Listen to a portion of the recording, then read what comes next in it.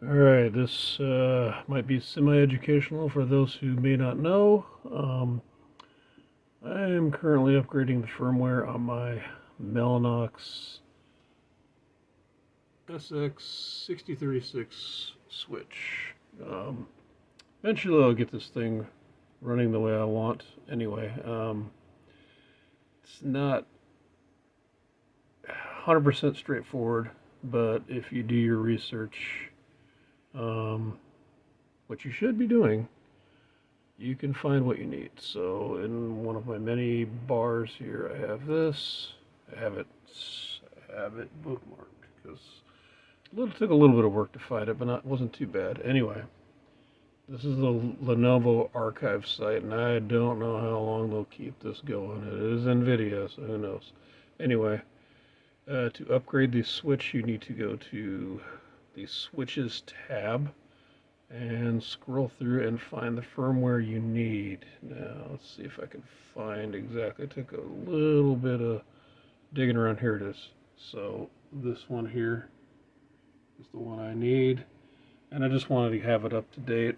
Also, there's some transceivers that I want to be able to use, and I'm hoping that'll fix, alleviate, or circumvent any problems I may have updating that. So, or at least using those transceivers.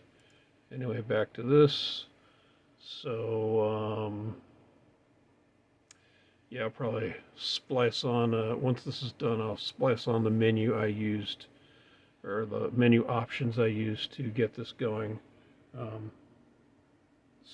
But what I ended up doing was I clicked on OS upgrade. I don't know, hopefully this doesn't mess it up. Let's see if it does. Yeah, it's upgrade in progress, so it doesn't show you those menu options. So right now I'm in upgrade status, which just tells me that it's installing. It's extracting right here, installing, and yeah, once this is done, I'll splice on the other part so that you can kind of know what I used to get it going. But essentially what I ended up doing was downloading it. So there's the image right there, and I actually saved it too, so it's not in my downloads folder, onto my NAS, so I'll have it forever just in case something goes south and I need to either do it again or maybe I get another switch. Kind of doubt that, but who knows.